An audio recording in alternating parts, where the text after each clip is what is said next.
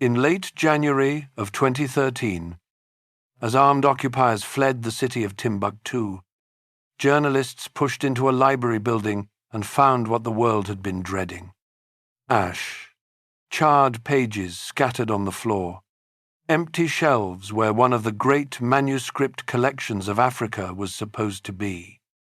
Within hours, headlines around the planet announced that the famous manuscripts of Timbuktu had burned. The headlines were wrong. The shelves were not empty because the books had burned. The shelves were empty because, for months, ordinary families had been smuggling the books out from under the occupiers, in metal trunks, hidden under vegetables, floated down a river, carried past checkpoints by teenagers. It was one of the great rescues in the history of knowledge, and it succeeded because this city had been rehearsing it, in a sense, for 900 years.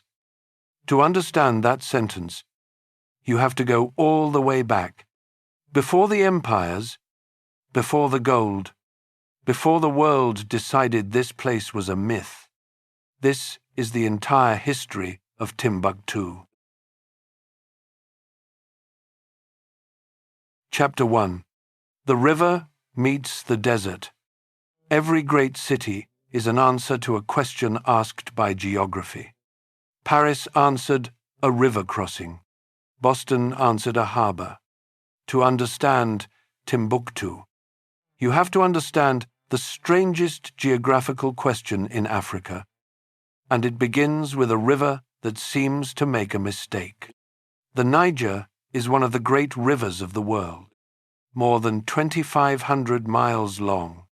But it does something almost no other major river does. It rises in the green highlands near the Atlantic coast, in what is now Guinea, and instead of flowing the short distance to the ocean, it turns its back on the sea and flows inland, northeast, directly toward the largest hot desert on earth. It runs toward the Sahara as if it intends to die there. It nearly does, deep in what is now the country of Mali. The river reaches the edge of the sands, hesitates, and bends. Geographers call this the Niger Bend. The river curves east, then southeast, and finally finds its way to the ocean more than 1,000 miles later. But at the very top of that bend, for a brief stretch, the water of West Africa and the sands of the Sahara touch. Think about what that touch means. To the south of that point lies everything the river world produces.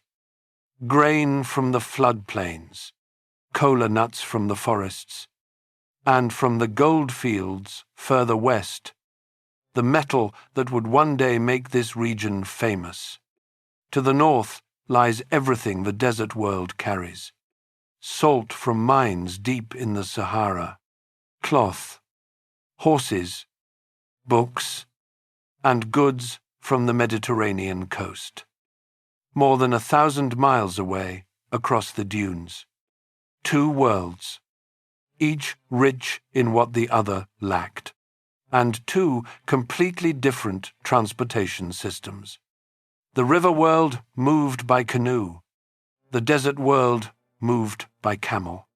A camel cannot work the river country, where disease carried by insects kills large animals. A canoe, obviously, cannot cross a desert. So a great share of the goods moving between these two systems had to be transferred. Somewhere around the Niger Bend, from the back of a camel to the hull of a boat, or the other way around. Whoever controlled that transfer would sit on one of the most profitable crossroads in Africa. The only question was exactly where it would be. The answer was not obvious, and it was not instant. Older river towns upstream, places like Jenny and Dia, handled much of this trade for centuries. the desert crossings shifted between different routes, and cities like Walata and Gao took their turns as the great meeting points. The spot that became Timbuktu was, at first, nothing. It sat a few miles north of the river itself, on dry ground at the edge of the dunes. Useful mainly because it was close to the water without flooding, and because wells there reached sweet water under the sand. According to the traditions later written down in the city itself, Timbuktu began around the year 1100 as a seasonal camp of the Tuareg, the veiled nomads of the western Sahara. The Tuareg grazed their herds near the river in the dry season and returned to the desert when the rains came. A camp needs a well, and a well needs a keeper. The most famous account of the city's founding, recorded in a chronicle called the Tarikh al-Sudan, written in Timbuktu itself in the 1600s, says the camp's well was entrusted to an old woman named Buktu, and explains the city's name as the place, or the well, of Buktu.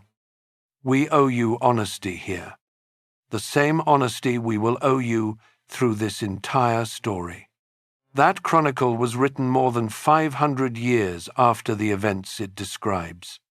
Historians treat the story of the old woman as tradition rather than documented fact, and the true etymology of the name remains disputed.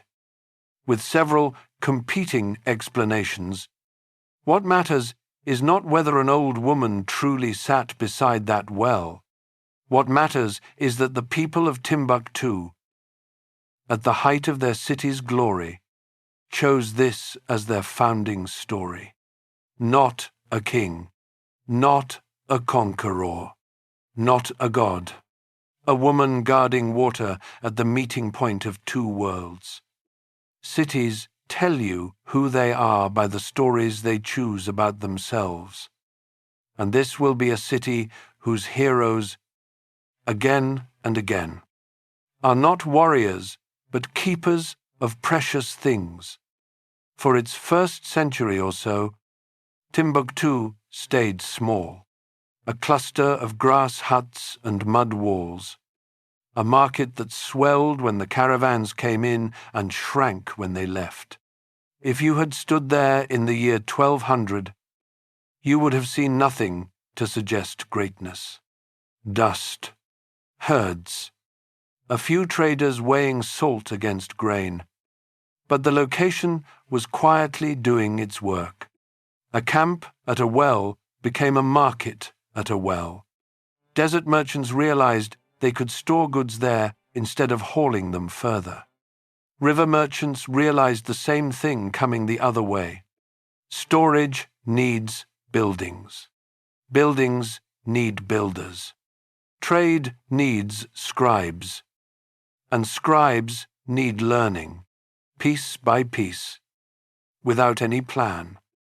The transfer point was becoming a town. And one feature separates Timbuktu from almost every other city in this series. A feature worth carrying through the rest of this story. Most great cities grew from farmland, mine, or fortresses. Timbuktu had none of those. There were no significant croplands here, no ore in the ground, no industry of the kind that built other capitals. Its one great resource was exchange.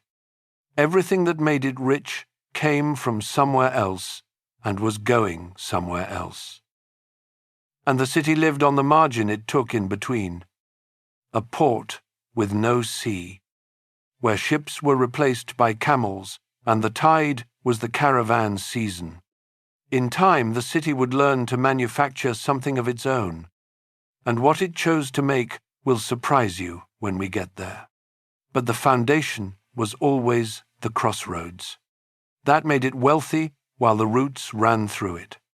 It also meant that if the roots ever moved, there would be very little underneath. Both halves of that sentence come true in this story. And the second half takes centuries to understand By the 1200s, the town at the well had grown busy enough to attract attention. Word of the crossroads was travelling up the river, into the grasslands of the west, where something enormous was taking shape. An empire was rising there, built by a leader whose story was so extraordinary that his people would sing it for the next 800 years, and are still singing it today. The empire was called Mali, and it was coming for the city of the old woman's well. Chapter 2. Saltworth crossing a desert 4. To understand why caravans crossed the deadliest desert on earth to reach a market town at a well, you have to understand a single, strange economic fact. In medieval West Africa, salt was not a seasoning. Salt was survival. That sounds absurd to a modern American, who can buy a pound of salt for less than $1. So put yourself in the body of a farmer in the river country south of Timbuktu. 800 years ago. The climate is brutally hot. You sweat all day, every day, and everything your body loses must be replaced. Your diet is grain and vegetables, which contain almost no salt. There are no salt deposits anywhere in your region. Without salt, your food will not keep. Your animals sicken, and your own body fails. Salt, for you, is not a luxury. It is a slow-motion emergency that never ends. Now travel about 500 miles north of Timbuktu, into one of the most hostile places on the planet, and watch the emergency being answered. In the heart of the Western Sahara lay a place called Taghaza. No crops, almost no water worth drinking. Heat that killed the careless, but underneath Taghaza lay the remains of ancient dried lakes. Compressed into beds of nearly pure rock salt, miners cut that salt out of the ground in massive slabs, each weighing on the order of 200 pounds, shaped like enormous white tombstones. The great Moroccan traveller Ibn Battuta, probably the most travelled human being of the medieval world, passed through Taghaza in the 1350s on his way to Mali, and his description survives. He reported a settlement where even the buildings and the mosque were made from blocks of salt, roofed with camel skins, where nobody lived except the enslaved workers of the mines and the merchants who came for the slabs. He hated the place. He called the water bitter and the flies unbearable. He also understood exactly what he was looking at, because he recorded that this salt sold in the south at prices that multiplied many times over the journey, and that fortunes moved through this miserable outpost. Let us handle the famous claim carefully, because you have probably heard that salt in Africa traded pound for pound with gold. The honest version is this: exchange rates moved constantly with distance, season, and scarcity, and in most times and places salt was worth far less than gold. But chroniclers did describe salt reaching extraordinary prices in the markets furthest from the mines, occasionally compared with gold itself. Treat that comparison as a description of rare, remarkable moments, not a standing rule. What is beyond dispute is simpler and more important. Two commodities anchored the entire economy of this region: salt moving south, gold moving north, and they met at the Niger Bend. The gold came from a source that was, for centuries, one of the best-kept secrets in world economics. Far to the west and south of Timbuktu, in the goldfields called Bambuk and Bouré, ordinary farming families dug and washed gold from the earth in the dry season. The 11th century Arab geographer al-Bakri, writing in Spain from travelers' reports, described the West African gold trade with controlled amazement. And later writers repeated a detail that tells you everything about the balance of power. The miners never revealed the locations of their diggings. Merchants who pushed too hard to find the source discovered that the gold simply stopped coming. The miners understood something modern economists would recognize instantly. Their monopoly on information was worth more than any single season of trade. Between the salt of the north and the gold of the south stretched the crossing itself. No chronicle preserves a single ordinary journey in detail. So let us assemble one from what the travelers who made those crossings described, and walk a mile of it. It is deep night in the western Sahara, sometime in the 1300s, and you are a young trader on your first crossing, 3 weeks out from the Moroccan side. The caravan around you is enormous. Hundreds of camels, because size means survival, and it moves in the dark hours when the sand is cool enough to touch. There is no road. There is no landmark you can read. The only map is inside the head of the guide riding somewhere ahead. A man paid a fortune because he navigates by stars, by winds, by the texture of the dunes, and men like him were valued so highly that Ibn Battuta himself recorded traveling with a guide who had lost his sight and who steered the caravan by smelling handfuls of sand. You have learned the arithmetic of the crossing by now. Water is measured in days. The next well is 4 days out. If it has silted, or dried, or been reached first by raiders, the caravan does not argue with the desert. It dies. You have already passed the proof. Bleached camel bones, half buried beside the track. And once, a low mound with a marker that no one discussed. Nobody sings. Sound carries, somewhere behind you walks a slab of Tagaza salt that will end its journey in a market stall 1,000 miles south. And every mile it survives tonight is being added to its price. That is what stood between the mines and the river. A 2-month gamble with death. Run on schedule.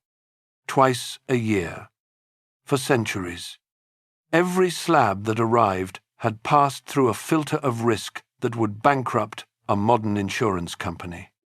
And that risk is what made the prices possible. It is also what made the city at the end of the crossing rich. Because Timbuktu sold the one commodity more precious than salt or gold. It sold a rival. Inside its markets, the desert was over. The wells were sweet. The warehouses stood ready. The brokers spoke the languages of both worlds.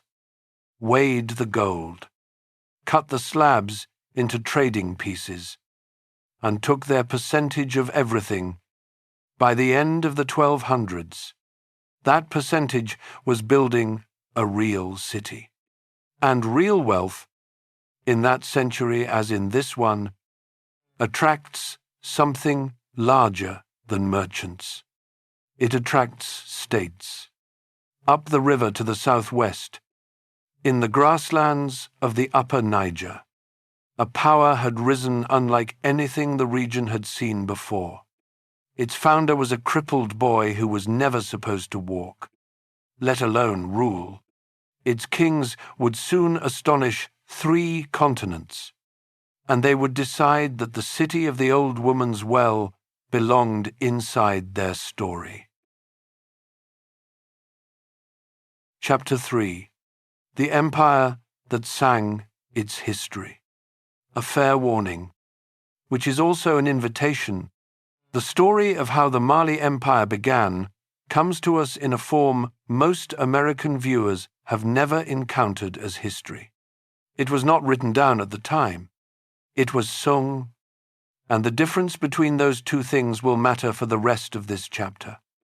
Across the grasslands of West Africa, for at least 7 centuries, a class of hereditary historians called griots has carried the past from generation to generation as trained, formal, spoken performance.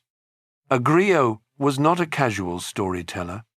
Griot families were attached to royal courts, trained from childhood, and held responsible for genealogies, precedents, and the memory of the state.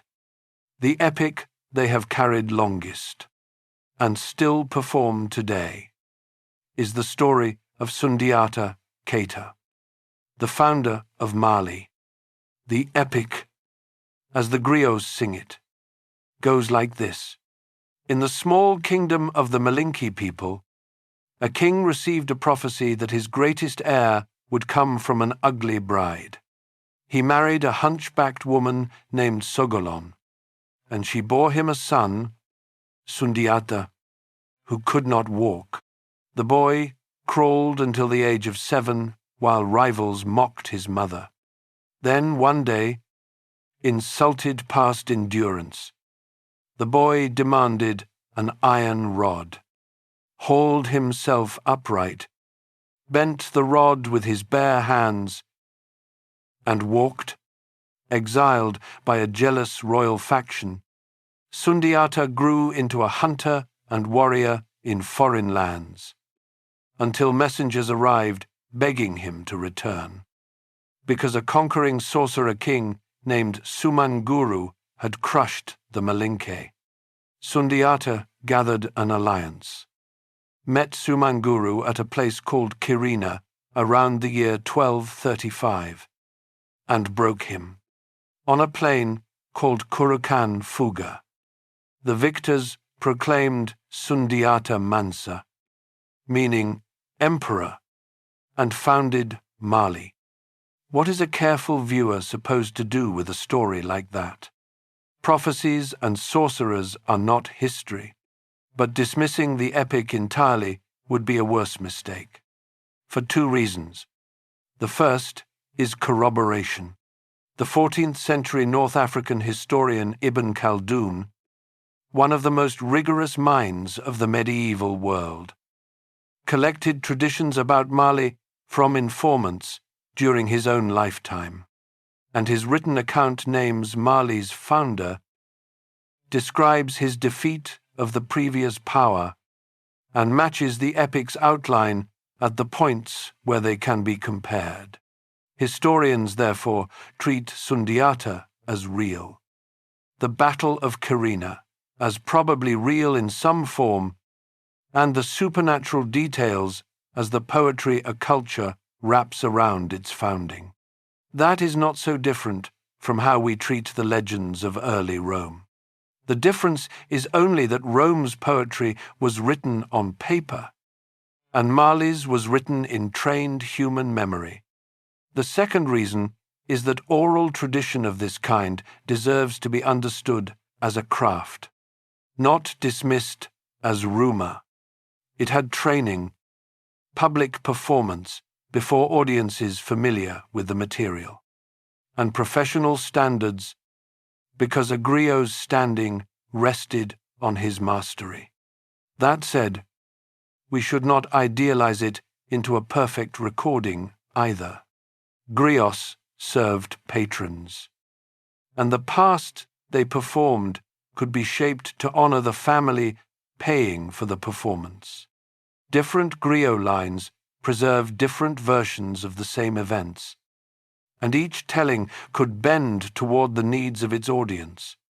In other words, oral tradition behaved the way all history writing behaves, including the written kind, preserving a real past while polishing it for the present.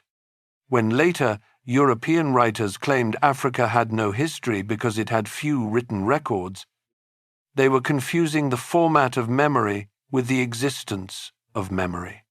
Timbuktu, as we will see, would eventually put this history on paper in its own chronicles. But the paper drew from the singers. What Sundiata built after Quirina was an empire whose power ran, above all, through trade. Mali's core lay in the fertile upper Niger, but its wealth strategy was to control the arteries of the gold and salt economy we walked through in the last chapter. The gold fields of Bambouk and Bure fell under Mali's influence. The river became a Malian highway, and according to the chronicles later written in Timbuktu, the city of the well came into the empire in the middle of the 1200s, apparently without a dramatic siege. For a trading town, absorption into Mali was less a conquest than an upgrade. An empire meant protected routes, standard tolls, and courts to enforce contracts across 1,000 miles. The Tuareg camp had joined a system. We should also be plain about what that system included, because your trust matters more than a tidy story. Mali was an empire of its age, and like the empires of its age on every continent, it ran on warfare, tribute, and coerced labor as well as commerce. Enslaved people moved north along the same routes as the gold. Its power rested on cavalry as much as contracts. What made Mali remarkable was not innocence. It was scale, stability, and the sophistication of the commercial world its power protected. By the time Sundiata's successors had consolidated the empire, Mali stretched across territory comparable to Western Europe, touching the Atlantic on one side and the approaches to the Sahara on the other. Caravans moved under its peace. Taxes flowed from every weighing of gold and every cut slab of salt. The empire had money on a scale that no one beyond West Africa yet understood. That was about to change in a single year. Around 1312, after a strange episode in which, according to an account preserved by the Arab writer al-Umari, the previous ruler sailed west into the Atlantic with a fleet and never returned. The throne of Mali passed to a man named Musa. He was pious, ambitious, and in command of one of the most important gold-producing regions known to the Mediterranean and Islamic worlds. In 1324, he decided to go on a journey. The journey would take him through the largest city he had ever seen, and that city would spend the next decade talking about him. Chapter 4. The Pilgrimage that Shook the Price of Gold. There are perhaps 5 moments in all of history when a single person walked into a city and permanently changed how one civilization saw another. What happened in Cairo in the summer of 1324 is one of them. And the remarkable thing is that we can reconstruct it, because the Egyptians who watched it happen could not stop talking about it, and one of them wrote it down. First, the man Mansa Musa, Emperor of Mali, was a devout Muslim, and Islam asks every believer who is able to make the pilgrimage to Mecca once in a lifetime. For a West African ruler, that meant a journey of more than 3,000 miles, across the full width of the Sahara, through Cairo, and on to Arabia. Kings of Mali had made the pilgrimage before Musa. None of them had made it like this. We do not have a precise, verified accounting of the caravan, and you should be suspicious of any video that gives you one. The numbers that circulate online: 60,000 people, 12,000 attendants, exact tonnage of gold, come from later chronicles and traditions that grew in the telling. What we can say responsibly is this: the sources closest to the event agree that the caravan was enormous by any standard of the age, that it included courtiers, soldiers, and enslaved attendants in the thousands, and that it carried gold in quantities that functioned less like a treasury and more like weather, enough to change conditions wherever it arrived. Now, the witness, a scholar and official named al-Umari, lived and worked in Cairo. Arriving roughly a dozen years after Musa's visit, he was not a man given to fairy tales. He interviewed people who had met the emperor personally, including officials of the Egyptian court, and he recorded what they told him. Their memories, more than a decade later, were still vivid. That detail alone should catch your attention. Cairo, at that moment, was one of the largest and most sophisticated cities on earth, the capital of the Mamluk Sultanate, a place that had seen everything. It did not impress easily, and it spent a decade talking about one visitor. What the Serains remembered, as al-Umari recorded it, was generosity so extreme it stopped being generosity and became an economic event. Musa gave gold to officials, to the poor, to holy men, to merchants, to people who simply managed to be nearby. His caravan spent gold in the markets at whatever prices were asked, and the merchants of Cairo, realizing they were dealing with buyers who did not bargain, charged accordingly. By the time the caravan moved on toward Mecca, so much new gold had entered circulation that, by al-Umari's account, the metal itself lost value in Cairo and stayed depressed for years. Modern historians debate how deep that dip truly ran and how much of it to attribute to Musa alone, since bullion prices moved for many reasons, but the account remains one of the best-known cases in the pre-modern world of a ruler's spending being blamed, by contemporaries, for moving the money of a foreign great power. Economists still cite it today, usually with the same caveats we just gave you. There is a detail in the sources that makes the story better and more human than the version that usually goes viral. On the return journey, Musa ran short. The man whose gold had flooded Cairo had given away and spent so much that he had to borrow from the city's moneylenders, at steep interest, to get his caravan home. The lenders were delighted. Lending to Mansa Musa was the safest loan on earth. Whatever else was true of Mali, everyone in Cairo now knew it was good for the money. Which brings us to the claim in this video's title and in 1,000 headlines. Was Mansa Musa the richest human being who ever lived? Here is the honest answer. Because you deserve better than a headline. Nobody knows. And nobody can know. The famous rankings that put Musa at number 1, with figures like $400 billion attached, were produced by modern websites making rough guesses across centuries. Serious historians point out that Musa's wealth cannot be separated from the state he ruled, that we have no ledgers, and that comparing purchasing power across 700 years is closer to poetry than accounting. What the record does support is narrower and still astonishing.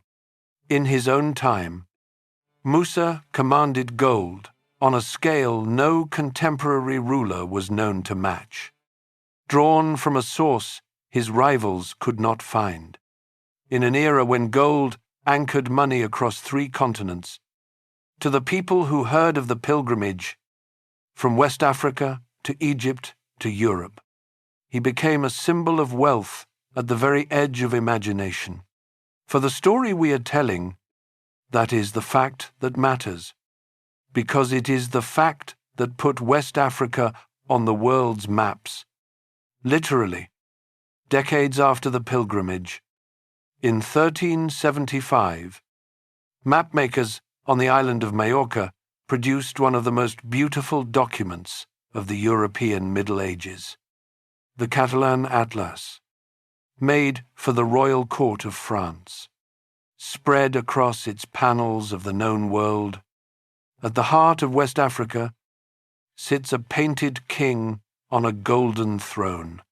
He wears a golden crown. In one hand he holds a scepter, and in the other he holds up an enormous nugget of pure gold, displaying it to the viewer like an advertisement. The label beside him identifies the lord of the black people of Guinea, whose land's gold made him, in the mapmaker's words, the richest and most noble king in all the land. That painted king is Mansa Musa. 50 years after his caravan passed through Cairo, his reputation had crossed the Mediterranean, entered Christian Europe, and been fixed onto the finest map in existence. Let the strangeness of that image register, because this entire video will eventually turn on it. In 1375, Europe's best geographers depicted West Africa as the home of a spectacularly wealthy king, and they were essentially right. Centuries later, as we will see, much of educated Europe would insist that nothing of value had ever come from that same region, while the painted king still sat in their own libraries, holding up his gold to rooms of men who had decided he was impossible. Keep him in sight. We will return to him when we watch that knowledge come apart. But that is far in the future. In 1325, Mansa Musa was heading home in triumph, his debts notwithstanding, and he was not returning empty-handed. The most important cargo of the entire pilgrimage was not the gold that left Mali. It was what came back: books, scholars, and ideas about what a city at the edge of the desert could become. Chapter 5. What the Emperor brought home. Any king can spend a fortune. History remembers very few of them for it. The reason Mansa Musa matters, the reason he deserves better than the internet's favorite fun fact, is what he did on the way home.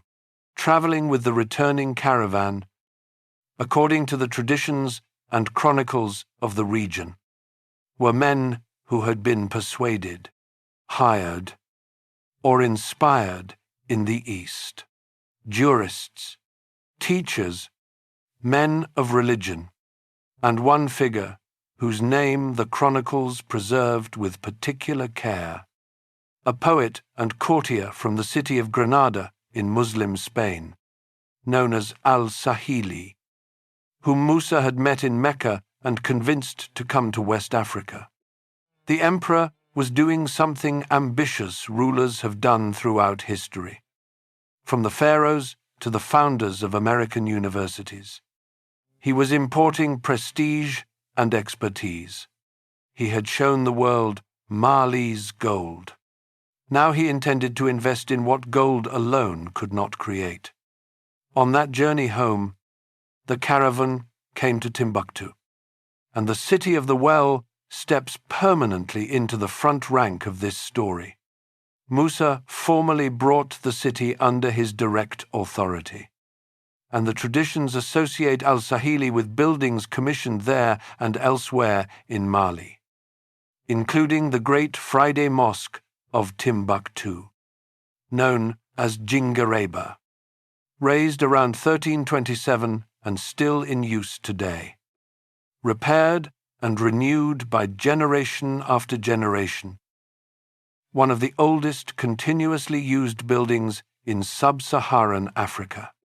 One caution belongs here, and it actually strengthens the point this chapter is about to make.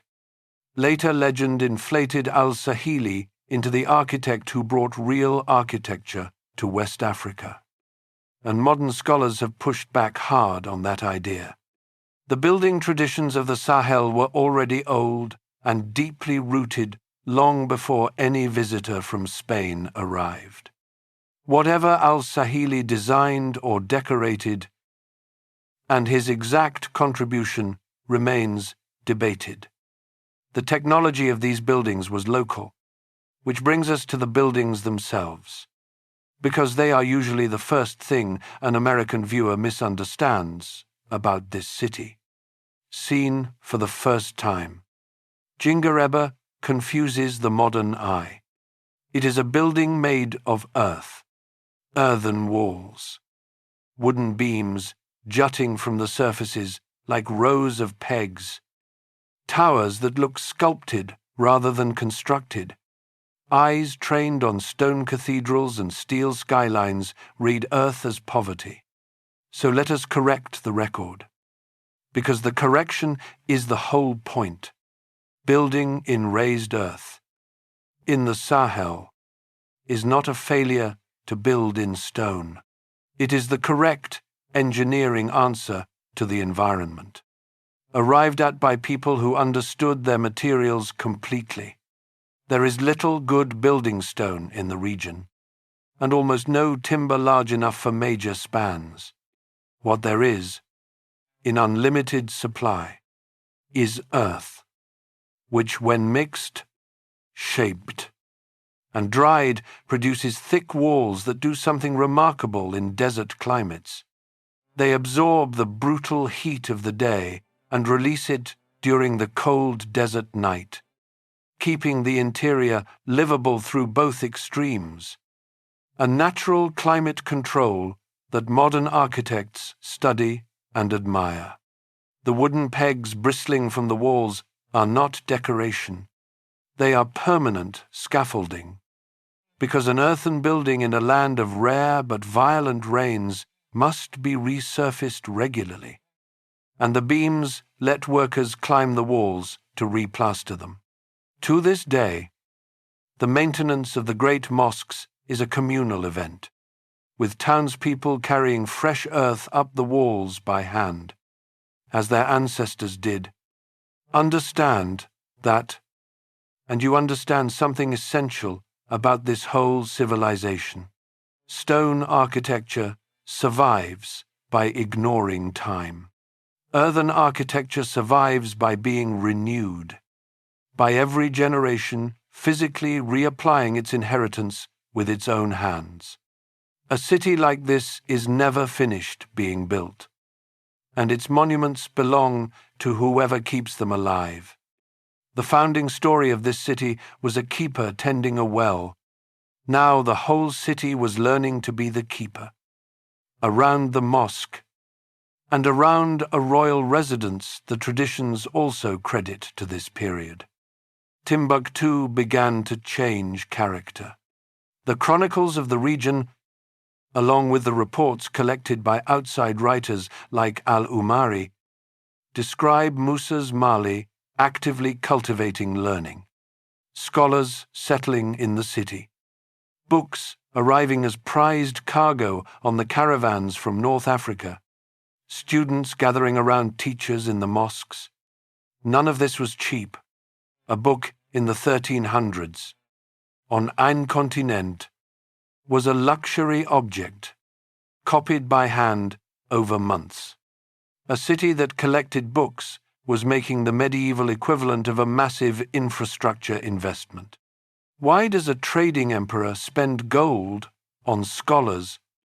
The practical answers are real. Literate men ran correspondence, contracts, and courts, the software of a commercial empire. Religious scholarship tied Mali into the vast Islamic world, from Spain to India, the largest trade and knowledge network then existing, and gave Malian merchants trusted counterparts across it. But the pattern of Musa's choices suggests something beyond calculation. He had walked through Cairo and Mecca and seen what made cities matter beyond their own walls. And it was not only their markets. Gold spends, learning compounds. Musa died around 1337, and Mali did not hold its peak forever. Succession struggles came. As they come to every empire, provinces loosened. In the 1400s, Tuareg groups retook control of Timbuktu itself for a period, and the city's traders and scholars adjusted, paid what had to be paid, and carried on, as commercial cities do. Through it all, the thing Musa had planted kept growing. Indifferent to which soldiers held the gates, the books kept arriving, the students kept coming, and that growth was about to meet its golden age, under a new empire rising down the river. In a century when a visitor from the Mediterranean would look at this market town and conclude that its most profitable trade was not gold and not salt, it was paper. Chapter 6. The City That Ran on Scholars. Ask an American to picture a medieval center of learning, and one image appears. Stone towers. Oxford, Paris. Cold rain on grey cloisters. This chapter offers a second image to put beside it. No diary survives from an ordinary student of Timbuktu's golden age. So what follows is a morning assembled from what the manuscripts, the chronicles, and their teaching practices that lasted into modern times tell us about how this city educated its young. It is just before dawn in Timbuktu, sometime in the early 1500s. In the district around the Sankore mosque, a student, maybe 16, wakes on a mat in the courtyard of his teacher's house. He is far from home, sent by a trading family in Jenny, and he lives the way students here live, half scholar and half apprentice. Before the heat rises, he fetches water, then sits with his wooden writing board, on which he has copied this month's passage in ink ground from soot and gum, the tools West African students would still be using centuries later. When he can recite the passage flawlessly, the board will be washed clean for the next one. Around him, the city is waking into its strange economy. A neighbor who copies manuscripts for pay is already at work by the doorway light, because his eyes are better in the morning. Down the lane, a caravan in from the north 2 days ago is still unloading, and among the bales of cloth are wrapped packets that the buyers meet with more excitement than the cloth. Paper, books. The boy can hear the mosque filling for the dawn prayer. Teachers and judges and merchants together, and after prayer the lesson circles will form between the pillars, each master with his students around him. A dozen small schools inside one building made of earth. Multiply that morning by thousands, and you have the golden age of Timbuktu. The setting that made it possible was political. Power in the region had shifted. Mali had faded through the 1400s, and a new state had risen along the river. The Empire of Songhai, ruled from the city of Gao to the east. We will meet its emperors properly in the next chapter. including one who nearly strangled this city and one who became its greatest patron. For now, what matters is the result. By around 1500, Timbuktu sat inside the protective envelope of a vast empire, richer and safer than it had ever been, and free to become what it had been slowly becoming since Musa's caravan came home. Now, one correction of the Internet's favorite version, and it makes the truth more interesting, not less. You will find claims online that the University of Sankore was a university in the modern Western sense. One institution, a campus, an administration. The manuscripts and chronicles from the city describe something different. There was no single university. There was a web. Learning was organized around individual scholars, each teaching from his home, his mosque, or his courtyard, each with his own students, his own library, and his own specialty. A student did not enroll in an institution. He attached himself to a master, studied specific texts under him for years, and when the master judged him ready, received a written license certifying that this student had mastered this book under this teacher, who had studied it under his own teacher, in a chain often stretching back generations. Your degree was not a paper from an office. It was a genealogy of minds. How many people were doing this? The chronicles and later traditions speak of a golden age in which students came by the thousands, and a figure of 25,000 students, alongside some 180 schools, is still repeated today, including by UNESCO. We pass those numbers to you with their label attached. They descend from local chronicles and tradition, not from a census, and historians cannot verify them. What the surviving evidence does establish, solidly, is a scholarly community large and prestigious enough to shape the whole character of the city. The chronicles boast that judges and teachers commanded more honor in Timbuktu than merchants. In a city that existed because of merchants, scholarly families held rank across generations the way noble families held land elsewhere. What did they study? Here the surviving manuscripts answer better than any boast.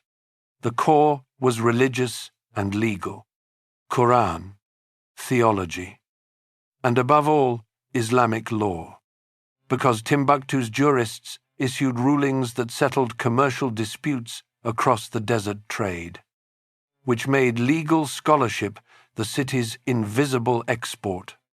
But the surviving pages fan out far beyond law, into astronomy, with tables for timing prayers by the same stars the caravan guides steered by, into mathematics, medicina, grammar, logic, history, ethics, and poetry, and into subjects nobody expects, including conflict resolution, good governance, the rights of women in marriage and property, and the care of teeth. This was not a seminary. It was a full intellectual ecosystem. Running on the broad curriculum, a scholar in Cairo, Cordoba, or Fez would have recognized as his own. And what about the comparison you may be waiting for? Timbuktu against the universities of Europe. We are going to decline to score that contest. And the reason is not politeness. It is evidence. Timbuktu, Oxford, Paris, and Fez belonged to different institutional worlds, kept different kinds of records, and left us no numbers fit for a fair match. Europe in this era also had something Timbuktu did not: the printing press, and that one machine would eventually matter enormously. So put the scoreboard away and look at one concrete thing instead, because it says more than a ranking could. In this city, a scholarly household could hold hundreds of handwritten volumes, each one representing months of a copyist's labor on paper that had crossed a desert. Those books were listed in estates beside gold and livestock. They were inherited like farmland, lent between families under careful written terms, and fought over by heirs. A man's library was his wealth in the most literal accounting sense, and everyone in town knew roughly whose library was largest.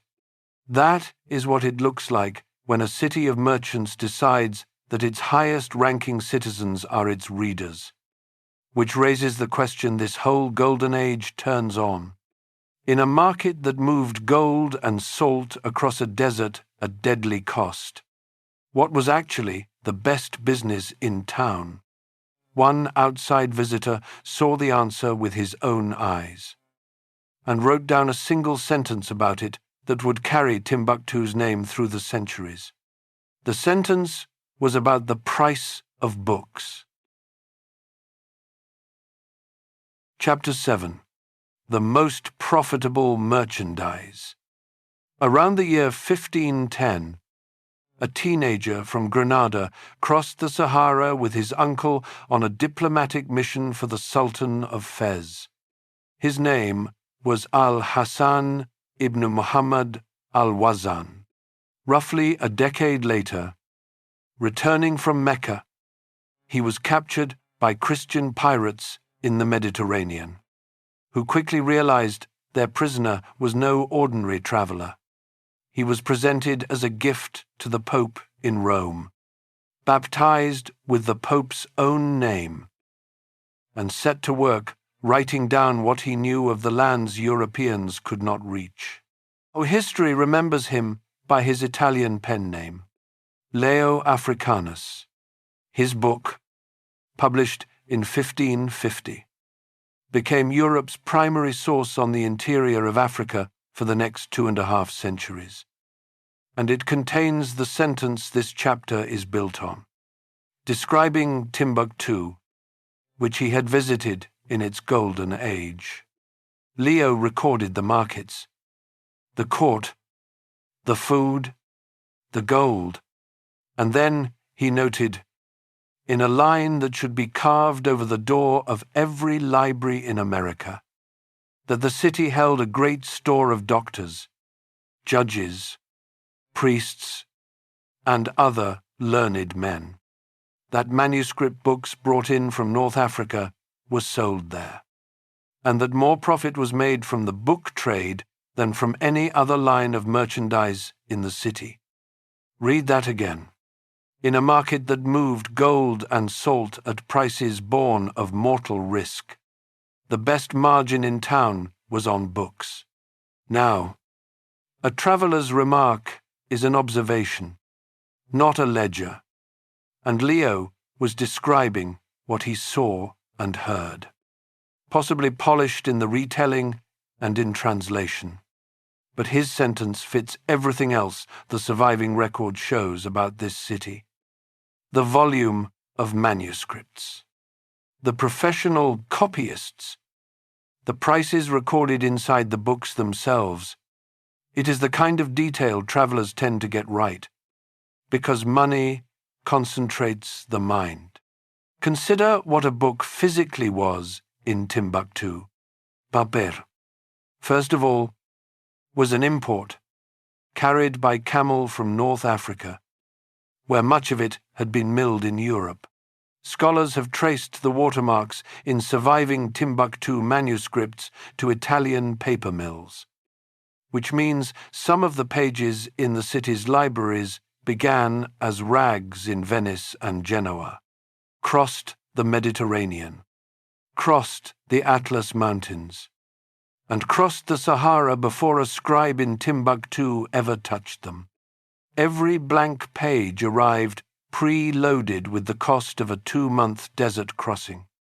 Onto that expensive paper went months of skilled labor, professional copyists, working in fine regional scripts, reproduced texts on commission, and the colophons of surviving manuscripts, the notes scribes left at the end of their work, sometimes record the price paid, the patron's name, and the copyist's exhaustion. Gold dust was among the currencies used. A major book could cost what a laborer earned in a very long time. And a complete, finely copied and decorated Quran was wealth on the level of livestock, herds, or town property. So here is the answer to the puzzle of Chapter 1. A city with no farmland, no mines, and no industry did eventually manufacture something of its own. And this was it. Copying was an industry, and around it grew everything an industry needs. Scholars worked as editors and proofreaders, certifying the accuracy of copies. Because a corrupted legal text was a corrupted law, binders worked leather covers. Students earned their keep copying texts for the trade, which had the elegant side effect that copying the curriculum taught you the curriculum. The city that lived on other people's cargo had learned to produce the one commodity that could not be dug out of the ground anywhere. And the product these workshops made was not disposable. A book in Timbuktu was a capital asset, an heirloom, and a status object at once. The chronicles and the surviving collections agree on where the books went. Into private family libraries.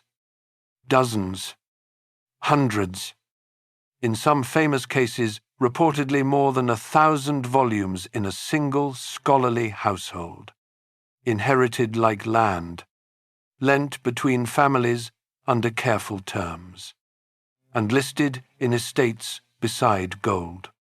That ordinary arrangement, family ownership, had a consequence nobody designed, because the libraries were private and familial rather than royal or institutional. The city's knowledge was distributed. There was no single great library of Timbuktu for a conqueror to burn. The fate that met so many famous collections elsewhere. The city's memory sat in hundreds of households, each one a small vault, each family a line of keepers. The old woman's well multiplied by 1,000 doors. Nobody chose that structure as a defense. It was simply how scholarly property worked here. But centuries from now, in the last chapter of this video, when men with guns come looking for this heritage, that inherited structure will matter more than any wall the city ever built. One name from this world you should carry forward. Ahmad Baba, born near the city in 1556, of the great scholarly family of the Akit. By his own account, he studied under his father and the finest masters of the age. And he became, by the reckoning of his contemporaries and of the chronicles, the most celebrated intellectual Timbuktu ever produced. He wrote dozens of works that still survive, on law, grammar, and biography, including a famous dictionary of the region's scholars, his personal library. He later said, held some 1,600 volumes, and he described it as the smallest library among his relatives. The smallest, in one extended family. Note when he said that, because the timing should stop you cold. Ahmad Baba made that remark about his 1,600 books after they had been taken from him. He said it in exile, in chain, in Morocco. As the prize captive of an invasion that shattered the world, this chapter has described. The golden age of Timbuktu did not fade away gently. It was shot. To understand the fall, you first have to understand the empire that fell. It is time to meet Songhai. Chapter 8. Songhai, the empire behind the Golden Age. Every Golden Age has a bodyguard. The libraries of Timbuktu did not float above history. They were protected by an empire. And that empire was built by one of the most effective and most argued about conquerors Africa ever produced. A man the scholars of Timbuktu hated so intensely that they wrote their hatred into the historical record, where it still burns today. The empire was Songhai, and its heartland lay east of Timbuktu, down the river, around the city of Gao. The Songhai were river people, fishermen and boatmen who knew the Niger the way the Tuareg knew the dunes. And their state had existed at Gao for centuries, sometimes independent, sometimes paying tribute to Mali. As Mali weakened through the 1400s, Gao stopped paying, and in the 1460s its throne passed to a ruler named Sunni Ali, who spent the next 3 decades demonstrating what a river empire with a professional army could do. Sunni Ali built Songhai the way a blacksmith builds a blade. With heat and hammering, his military machine had 2 arms, a cavalry that could strike across open country, and a river fleet, hundreds of war canoes, that turned the Niger into a highway for troops. City after city fell into the structure, and in 1468, invited by factions in a town then suffering under Tuareg control, he took Timbuktu. What happened next depends entirely on who is telling you, and the disagreement of the sources is itself the story. So here are both sides. The chronicles written in Timbuktu in the following century, the Tarikh al-Sudan and the Tarikh al-Fattash, describe Sunni Ali as a tyrant and a persecutor. They record that he distrusted the scholarly class of Sankore, seeing its wealth, its foreign connections, and its independence as threats. They accuse him of killing and humiliating scholars, and they describe learned families fleeing the city, many taking refuge west in the town of Walata, carrying what books they could. The chroniclers, remember, were themselves members of the very families that suffered, writing within living memory. Their pain is real, so is their bias. From the other direction, the traditions of the Songhai people remembered Sunni Ali as a hero, a magician king, invincible in battle, the founder of their greatness. Modern historians reading both traditions tend to see neither a demon nor a saint, but something colder, a state builder who applied pressure to every independent power center he found. And the scholars of Timbuktu were exactly that. Tyrants rarely hate books. They hate what books make possible, which is authority that does not come from them. Sunni Ali drowned crossing a river in 1492. The same year, if you want a date to anchor these worlds together, that Columbus sailed from Spain. Within a year, his dynasty was finished. One of his own generals, a commander named Muhammad from a family allied to the scholar class, defeated the old king's son in battle in 1493 and took the throne, he adopted the title Askia, and history knows him as Askia Muhammad I, sometimes called Askia the Great. With him, the whole logic of the empire reversed. Where Sunni Ali had squeezed Timbuktu, Askia Muhammad embraced it. He was a devout Muslim, and in 1496 he did the thing that had announced West African power to the world once before. He went on pilgrimage to Mecca, with gold and a great entourage. In the deliberate footsteps of Mansa Musa, he returned with religious authority, recognition from the wider Islamic world, and a program.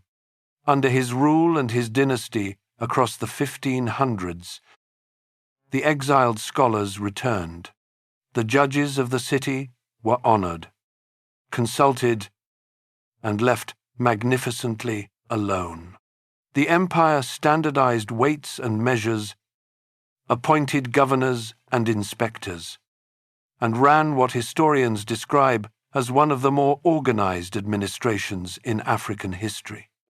Provinces and ministries stretching across a territory that made Songhai one of the largest states the continent has ever known. The chronicles describe those institutions rather than any particular morning, so let us reconstruct one from the institutions they describe, and stand in the harbour quarter of Timbuktu on a market day in the 1540s. Down at the river port of Kabara, a few miles south, the big cargo canoes are coming in from Jenny, riding low with grain, and porters are calling to each other as they load the donkey trains for the short haul up to the city.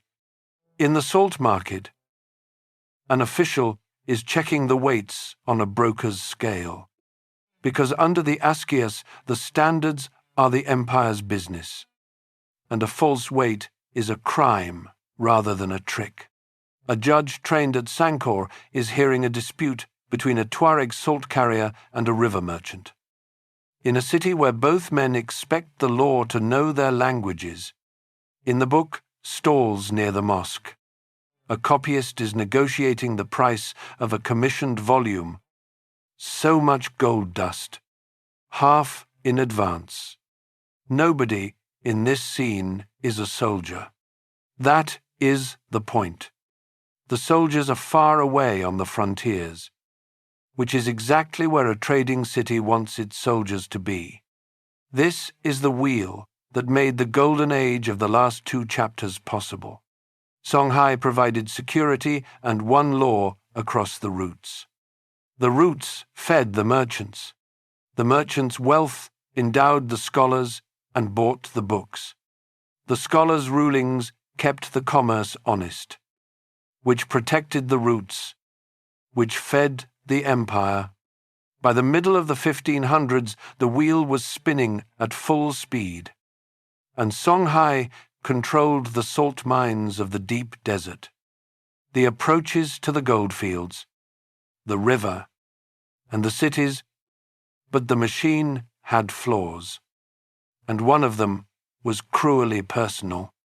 Askia Muhammad, the great builder, grew old and went blind, and in 1528 his own son deposed him. The chronicles record the old emperor's last years with a novelist's eye for misery.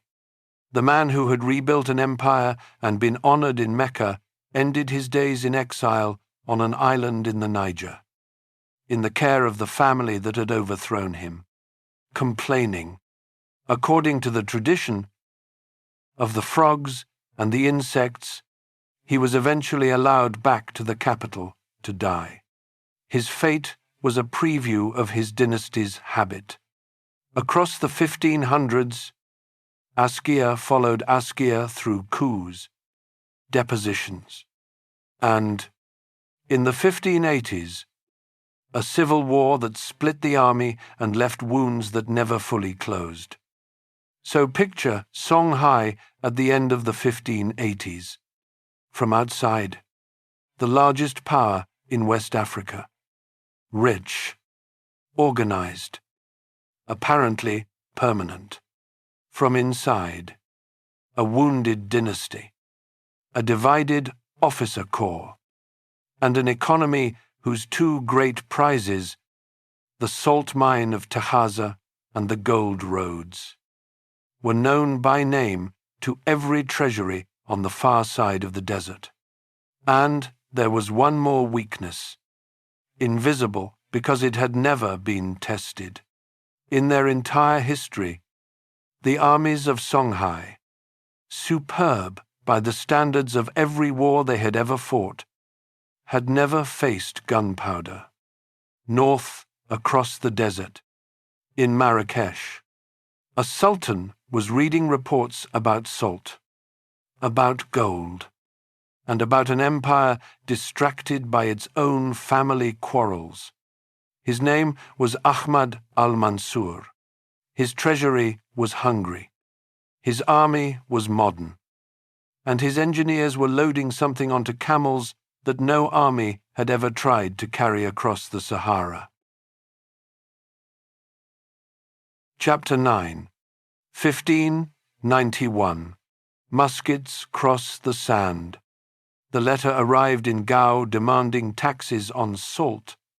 It was, on its surface, Absurd, the Sultan of Morocco, Ahmad al-Mansur, writing from more than 1,000 miles away across the worst terrain on earth, claimed authority over the mine at Tagaza and requested payment from the Emperor of Songhai. The Askia on the throne is reported by the chronicles to have replied with contempt, and by some accounts sent the Sultan a gift of spears and iron sandals. An old message of defiance, meaning roughly, "Come and take it. If your shoes last," al-Mansur decided to come and take it. And we should be fair to the sheer audacity of the decision, because his own advisers, according to the accounts of his court, thought it was madness. No army had ever crossed the Sahara. Caravans crossed it, stripped down and professional, and even they died. An army meant thousands of men. Food, water, equipment, and no possibility of living off the land. Because there was no land, only sand. The Sultan's answer to his counsels survives in the chronicles in substance. The Songhai fight with spear and sword. He argued, we fight with guns.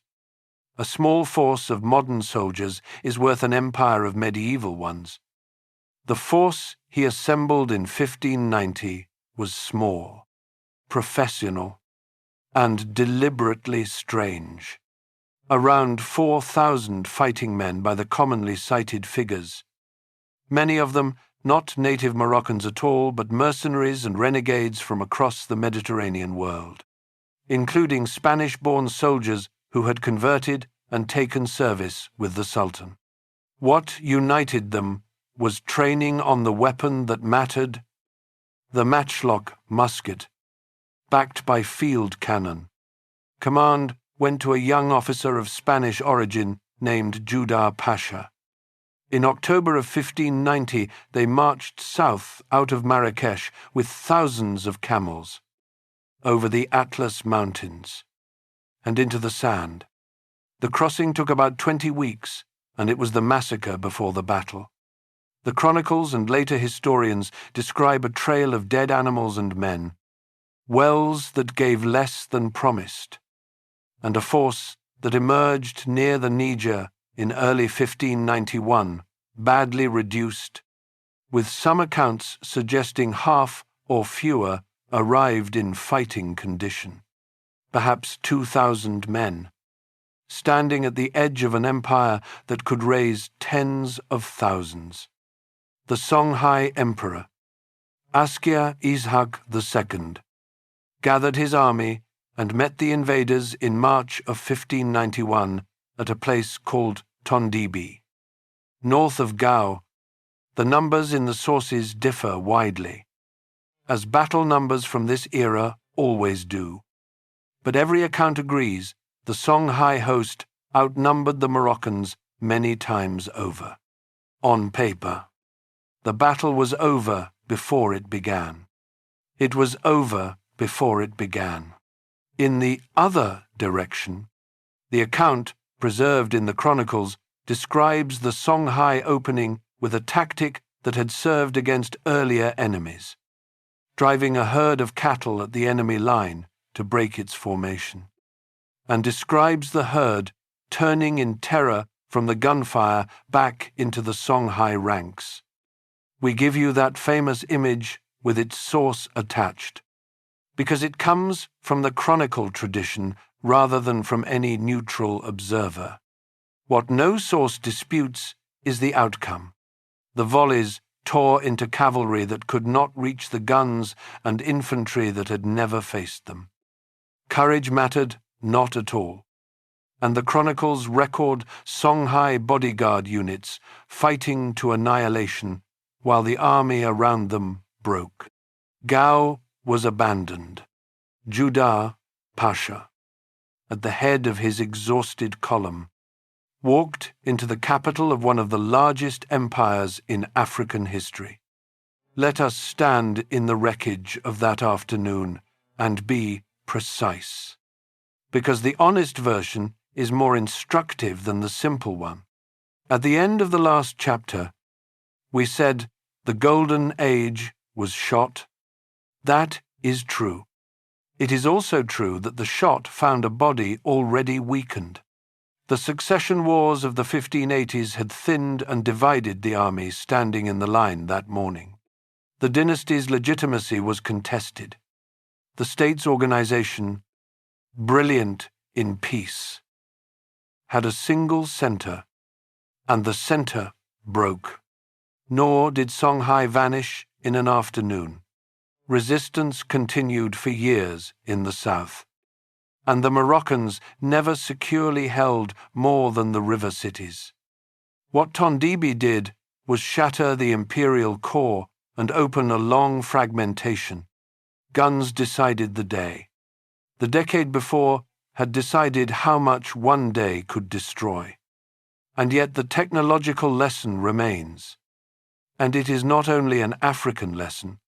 In the exact decades that gunpowder crossed the Sahara, European ships carrying the same revolution were rounding every coast on Earth, from Mexico to India to the Philippines.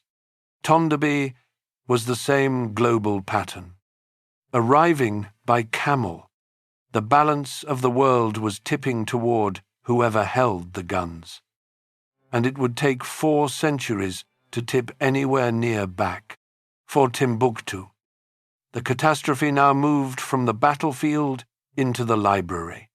The Moroccans occupied the city, and the occupation went the way occupations go: heavy taxes, confiscation, resistance, and reprisal.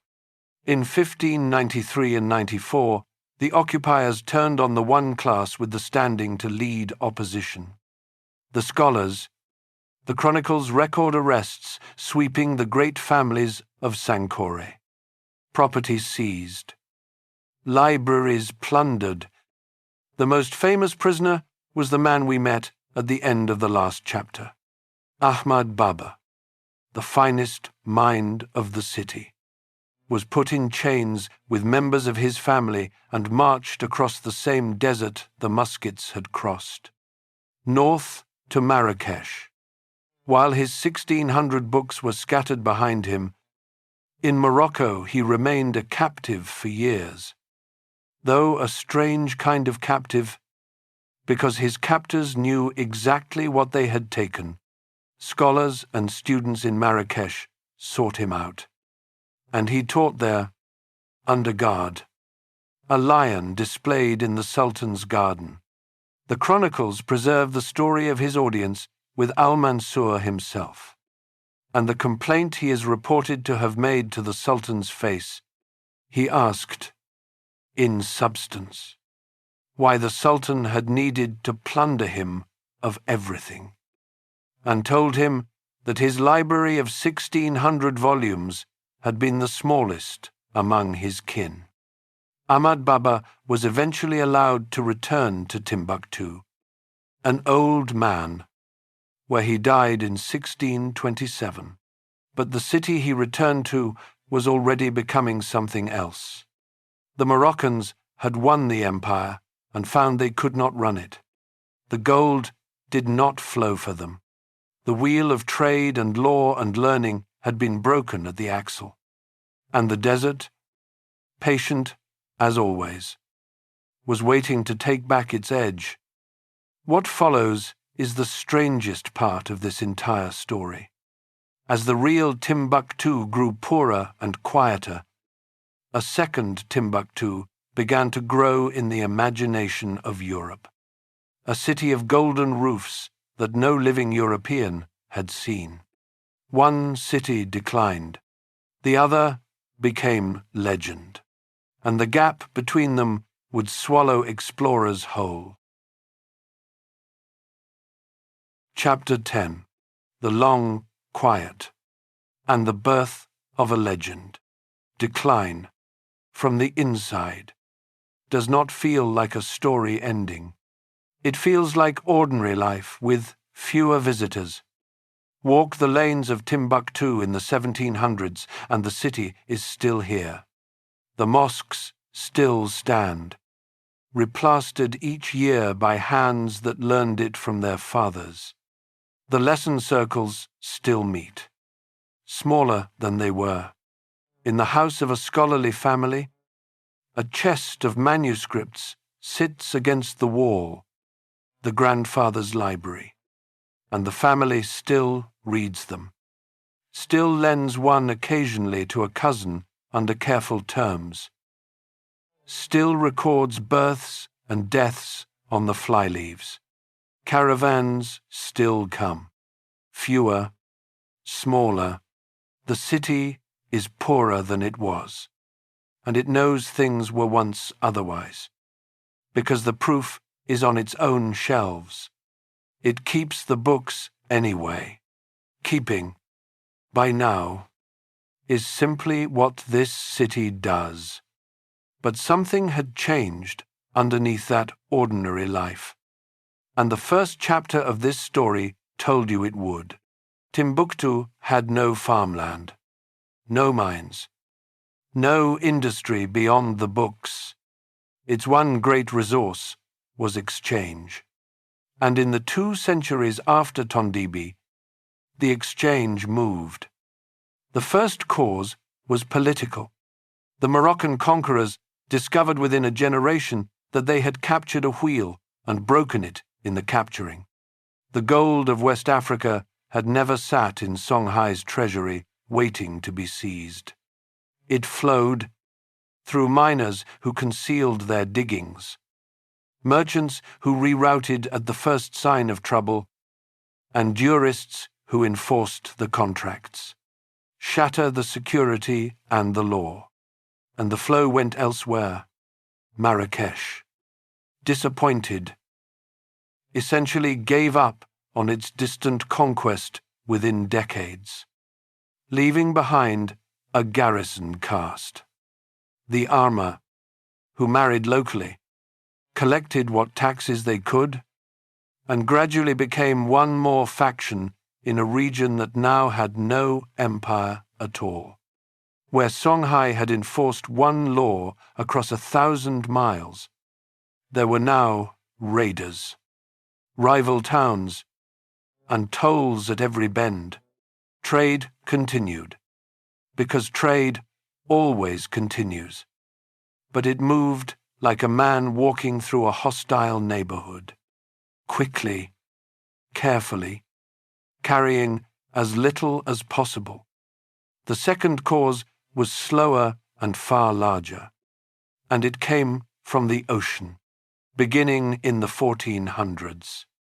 Portuguese ships had been feeling their way down the Atlantic coast of Africa, and by the era of Timbuktu's fall, European vessels were trading directly at the coasts for the same gold that had once ridden camels north.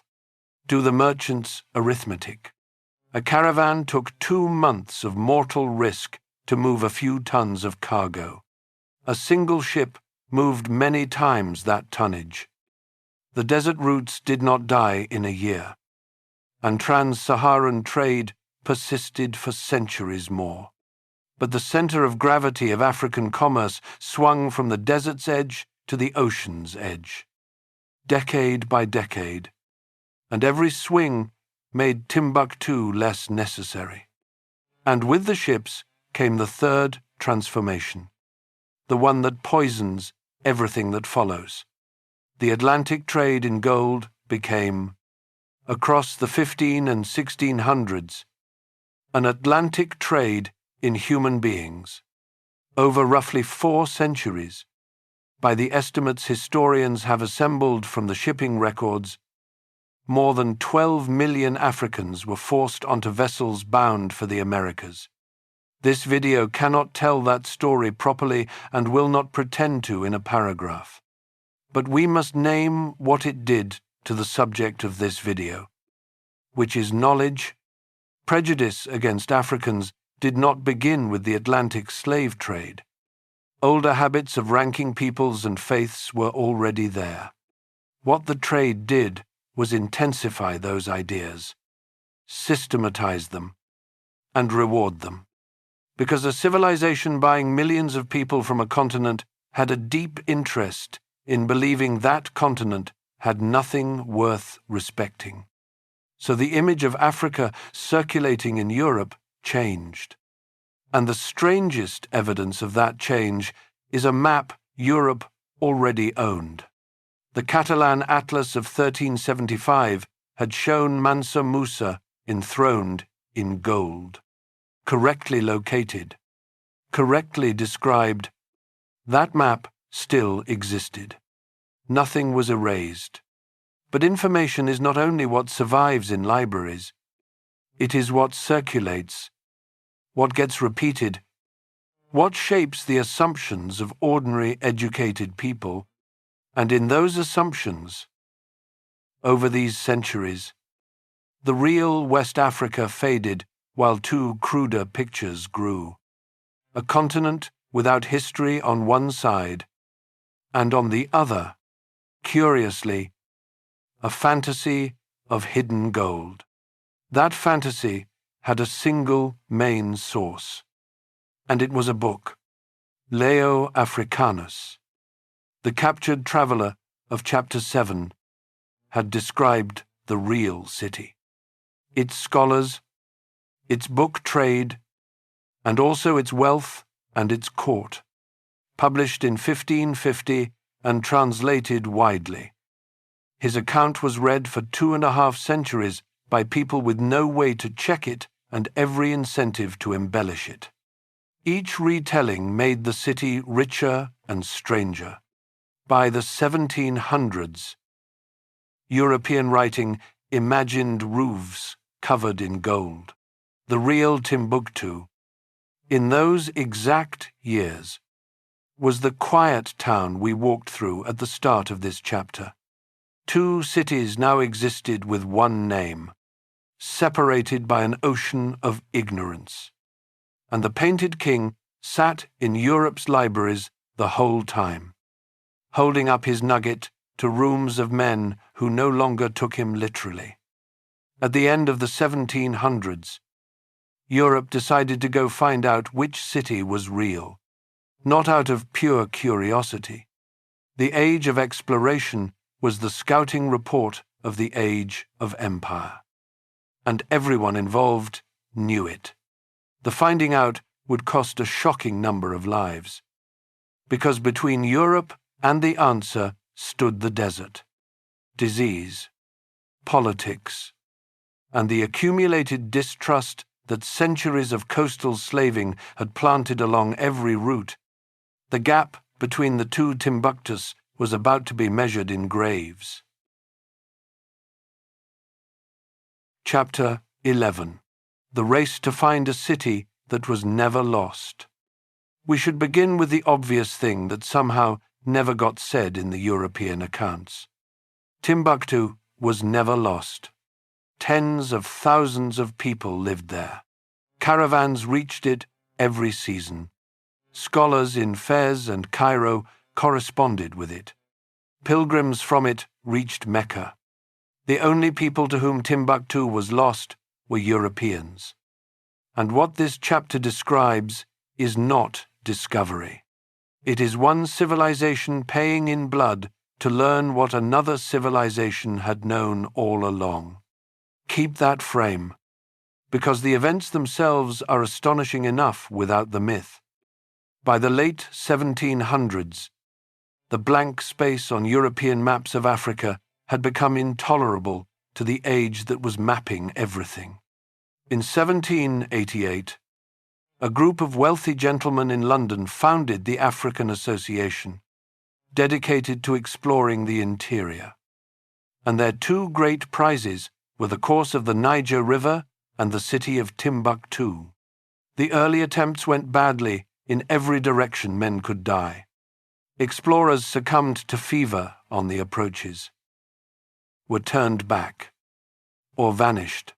The Scottish surgeon, Mungo Park, traced stretches of the Niger in 2 expeditions around the turn of the century, proving the river flowed eastward, and died with his party in its rapids in 1806 without ever reaching the city. The lesson of 3 decades of attempts was brutal and simple. The approaches to Timbuktu were among the deadliest journeys on earth for outsiders. Not because the region was savage, but because it was a real place with real politics, real diseases, and no reason whatsoever to trust armed European strangers. Then the competition became formal. In 1824, the Geographical Society of Paris announced a prize of 10,000 francs for the first person to reach Timbuktu and return alive with a verified account. Britain and France, imperial rivals in everything, now had a finish line. The race drew 2 of the most different men imaginable, and their 2 stories, told side by side, are the whole tragedy and absurdity of the era in miniature. The first was Major Alexander Gordon Laying, a Scottish officer of the British Army.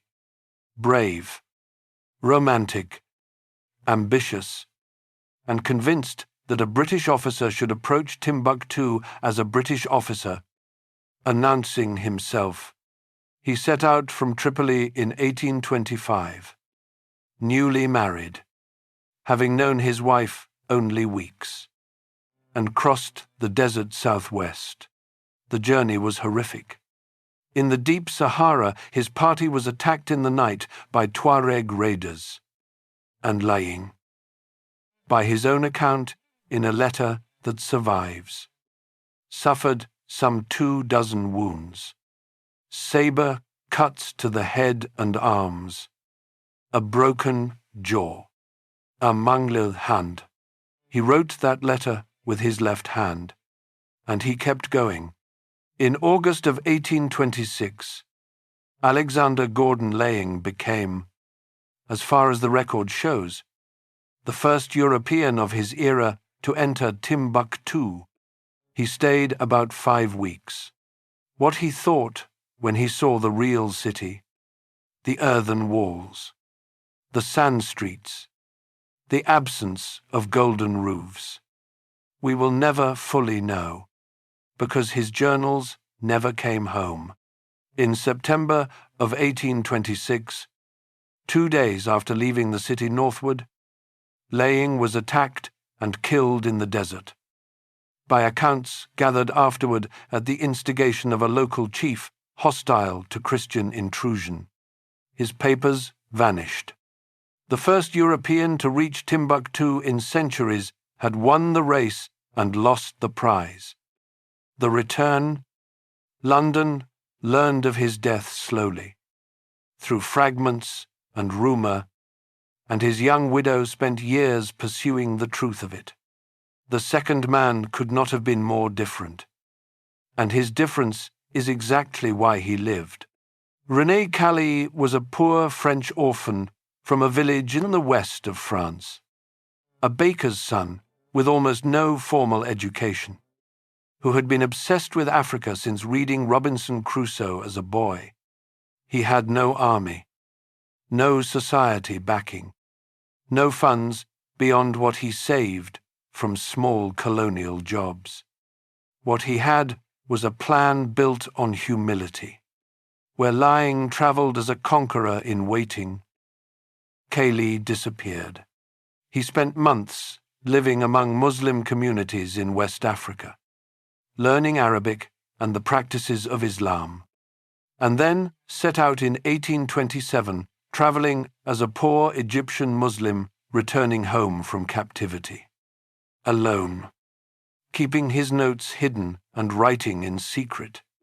It was, we should say plainly, a deception and a project of its imperial age.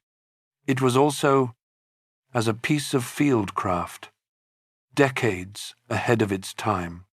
He travelled with trade caravans, ate what his companions ate, fell sick with scurvy and fever for months in a village in the highlands, was nursed by a local woman he credited with saving his life, and kept going.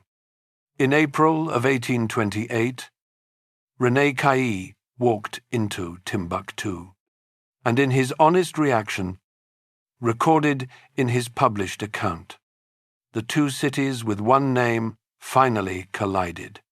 He wrote that at first sight the city was nothing but a mass of ill-looking houses built of earth, that the streets were sad and silent, and that everything lay under an immense, oppressive stillness of sand. He had expected, on some level, the golden city of European dreams. He found a modest, dignified, struggling desert town, and he was, by his own admission, deflated, but he was also careful. He stayed 2 weeks, observed, noted the manuscripts, the trade, the mosques, the memory of former greatness. Then he joined a northbound caravan, crossed the entire Sahara to Morocco, nearly dying again, and in 1828 reached France. Alive, with his notes, he claimed the prize of the Geographical Society, published his account, and briefly became famous, and then came the reception that makes this story worth telling 2 centuries later. Large parts of learned opinion, especially in Britain, refused to believe him. Follow the reasoning, because it is the punchline of 3 centuries. Caillié reported that Timbuktu was a city of earth, modest and poor. The experts knew, from legend, that Timbuktu was golden and magnificent. Therefore, many concluded the uneducated French baker's son must be a fraud who had never been there. British commentators picked at his route, his dates, his lack of instruments. National rivalry played its part.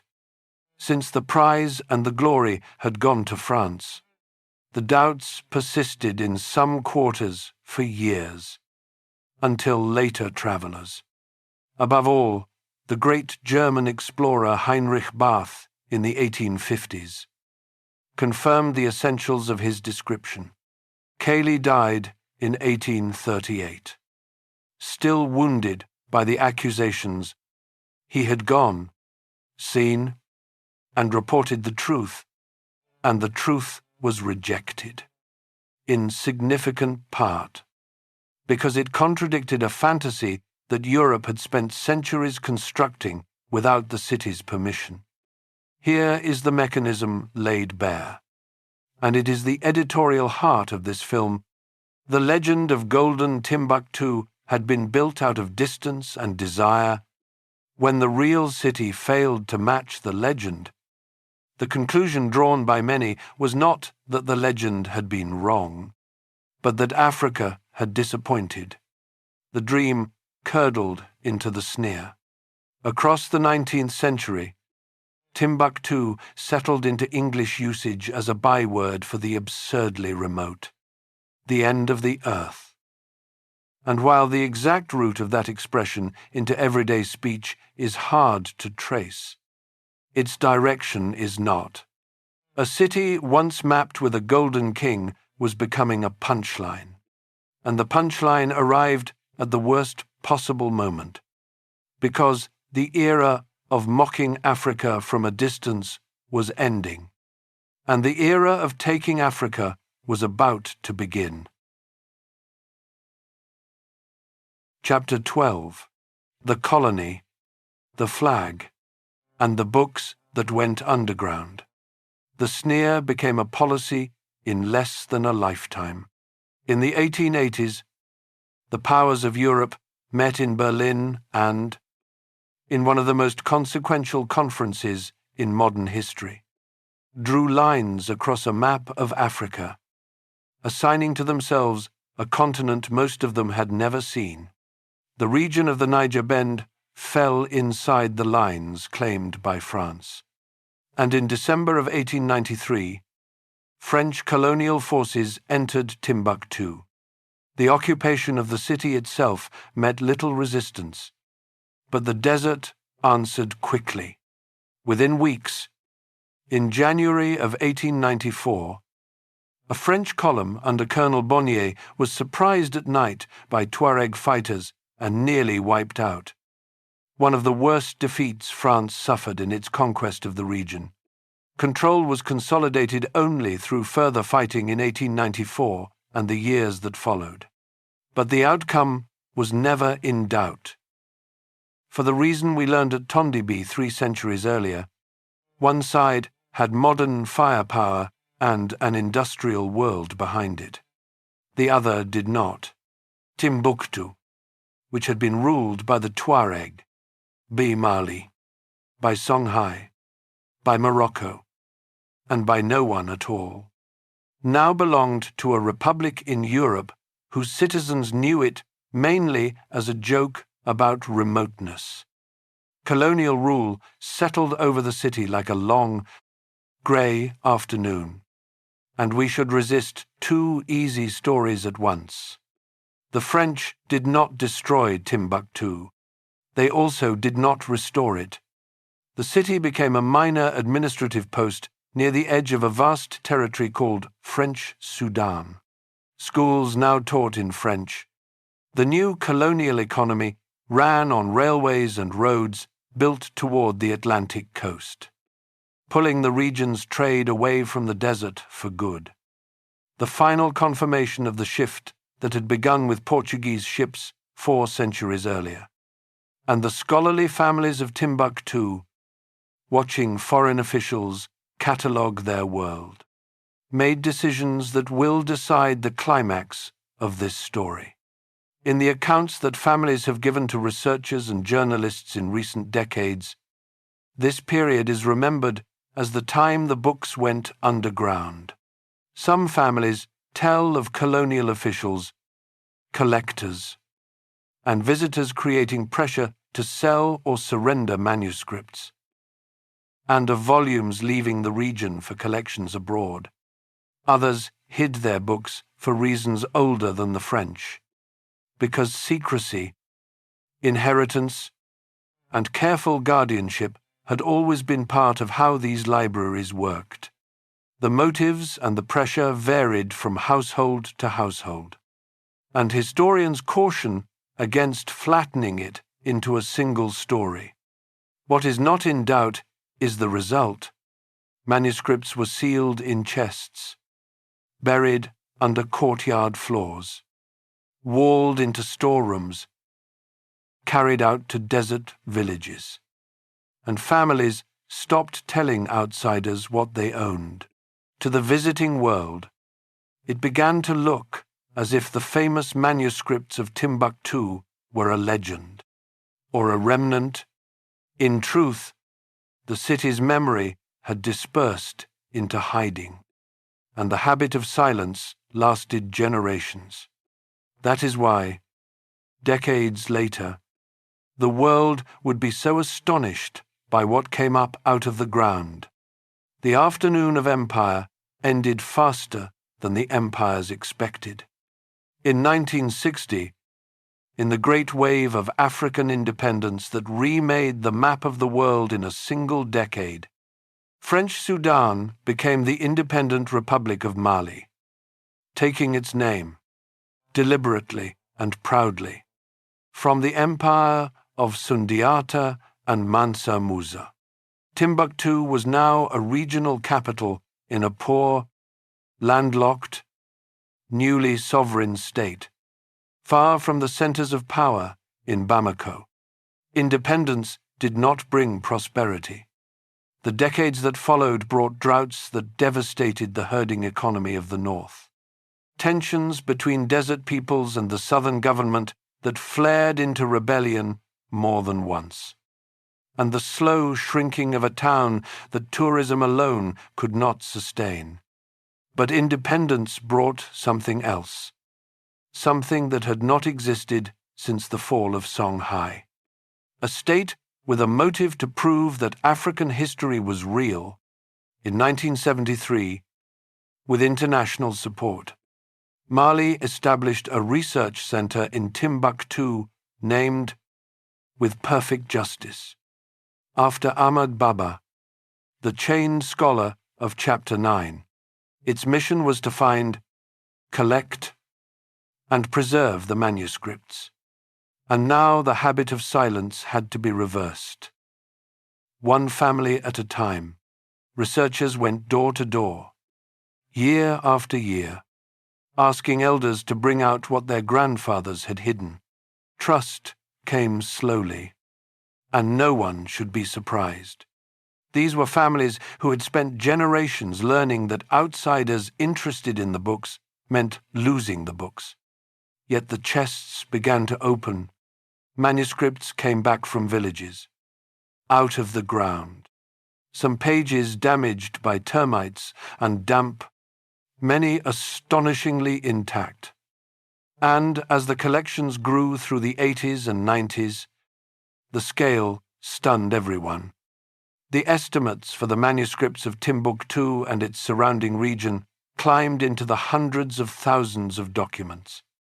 A body of written African history that generations of European experts had insisted could not exist had been sitting in trunks under the floors of a town the world used as a punchline. One man came to embody the recovery. Abdel Kader Haidara was the son of a scholarly family whose father had run a traditional school and left a large library. In the 1980s, he was recruited by the Ahmad Baba Center as a manuscript prospector, and by his own account, told to the journalist Joshua Hammer, among others. He spent years traveling by camel and riverboat, negotiating with families in remote villages, sometimes trading livestock for chests of books. He later founded an association of the city's private family libraries, raised international funding, and helped families build proper archives for collections they had guarded in secret for a century. By the 2000s, Timbuktu was living the most improbable renaissance imaginable. New library buildings, foreign conservation experts, the beginnings of digitization, documentary crews. The city of books was, hesitantly, becoming the city of books again, which is exactly when history, with its terrible sense of timing, sent men with guns to the gates one more time. In early 2012, a rebellion in northern Mali collapsed into something darker, and by April of that year, Timbuktu was in the hands of armed groups aligned with Al-Qaeda. The manuscripts, gathered so lovingly out of their hiding places into beautiful, obvious, well-publicized libraries, now sat in the one city on earth where they were in the most danger. The keepers were about to face their final exam. Chapter 13. 2012. The Great Rescue. The occupation of Timbuktu lasted about 10 months, and the men who ran it announced their intentions quickly. The groups in control, including the movement known as Ansar Dine, alongside fighters of al-Qaeda in the Islamic Maghreb, imposed their own brutal version of religious law on one of the historic capitals of Islamic learning, a city whose own scholars had spent 5 centuries writing about law, tolerance, and good governance. Music was banned in a country famous for its musicians. Punishments were carried out in public. And then the occupiers turned on the city's holiest places. Timbuktu's centuries had left it dotted with the earthen mausoleums of its saints and scholars, part of the city's World Heritage status, tended by families and visited by the faithful. To the occupiers, this veneration was heresy. Beginning in the summer of 2012, in front of cameras, with pickaxes and hoes, they demolished mausoleum after mausoleum, and attacked the sacred door of one of the great mosques that local tradition said should stay closed until the end of the world. By the findings of a United Nations expert mission, 9 mausoleums and that door were destroyed. The images went around the planet, and the world, for once, did not simply shrug.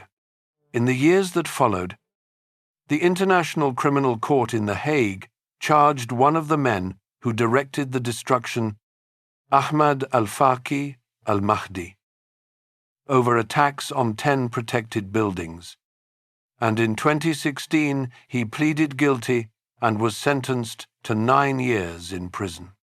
It was the first time in the court's history that the destruction of cultural heritage stood alone as the crime at the center of a case, and it established an important international precedent for prosecuting attacks on cultural heritage as war crimes. But the mausoleums, monstrous as their destruction was, could be rebuilt, and were, by the city's own masons with UNESCO's support, using the same earth and the same inherited techniques. The manuscripts could not be rebuilt. A page burned is a page gone forever. And in the libraries of Timbuktu in the summer of 2012 sat, by the estimates of the associations that managed them, hundreds of thousands of manuscripts, the recovered memory of the last chapter, concentrated in buildings every fighter in the city could find with his eyes closed. What happened next was told afterward by the participants themselves, to journalists and researchers, most fully in Joshua Hammer's book, The Badass, Librarians of Timbuktu, and in reporting by news organizations around the world. And we tell it here from those accounts. Abdelkader Haidara and his colleagues in the Library Association and the staff of the state's Ahmed Baba Institute decided within weeks of the occupation that the manuscripts had to disappear. Again, but this time, hiding them in place was not enough. They had to leave the city entirely, and the only way out ran through territory controlled by the very men they were being hidden from. So the city went back to what it knew, quietly, at night, families, librarians, and volunteers began taking the manuscripts off the shelves and packing them into metal footlockers. The ordinary trunks sold in the market, by the organizers' accounts, hundreds of trunks were filled and dispersed into private houses across the city first, so that no single raid could find them. Then, chest by chest, the collection began to move. Trunks rode south, hidden in carts. On donkey carts through the dark to the river. In the holds of wooden boats down the Niger. In the trunks of battered taxis passing checkpoints manned by armed teenagers. One of the Institute's own staff, Abdoulaye Sis, later described loading crates onto donkey carts at night and knowing the route by heart in the dark. Caillié, many of them young relatives of the library families, carried the trunks past searches with the particular courage of people doing something unarguably right. Money came quietly from international foundations. The organizers later described losses along the way. Trunks seized at checkpoints and ransomed. A boat held up. Moments when a single opened lid could have ended everything. Over months, through the fall and winter of 2012 and into 2013, the manuscripts of Timbuktu flowed out of Timbuktu, until the overwhelming majority of the collection was stacked in safe houses 750 miles south in Bamako. In January of 2013, French and Malian forces retook the city. As they arrived, the retreating occupiers set fire to part of the Ahmed Baba Institute, and early reports flashed around the world that the manuscripts of Timbuktu had burned. You saw that moment in the opening minutes of this film. Journalists walked into the ash and the empty shelves. And, for a news cycle, the world mourned. Then the truth came out, and it was better than anyone dared hope. The occupiers had destroyed what they could find. More than 4,000 manuscripts by the count of the United Nations mission. A real and permanent loss. Some of those pages 700 years old. But the shelves were empty because the collection was gone, spirited out from under them over months by librarians, families, boatmen, and teenagers with footlockers. The overwhelming share of the city's manuscript heritage, well over 90% by the estimates of the organizers and of independent reporting, had survived. Now stand back and see what you are actually looking at. Because this is why the old woman at the well opened this story. A city chose 900 years ago, a founding legend about a keeper guarding something precious. That city then built its golden age on hundreds of family libraries, not because anyone was planning for a siege, but because that is how scholarly property worked here. And that ordinary arrangement turned out to be the most durable defense knowledge has ever had in this part of the world. It frustrated the plunder of the Moroccan conquest, because no one could seize what no one place held. It outlasted the pressures of the colonial century, because chests under floors do not appear in catalogues. And in 2012, faced with men who burn books, the descendants of the scholars did not need to invent a response. They performed one their families had been practicing, in one form or another, for 400 years. The great rescue of Timbuktu was not a miracle. It was an inheritance. So where is Timbuktu now, in 2026? Still waiting, in many ways. The city remains poor, and northern Mali remains dangerous. Racked by the instability that followed 2012, the World Heritage Sites of Timbuktu sit on UNESCO's list of heritage in danger. Tourism has never recovered to anything close to its former scale.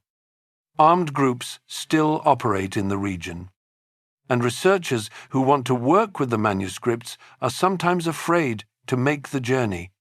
If you measure Timbuktu by its skyline, it is much what René Caillié saw 200 years ago.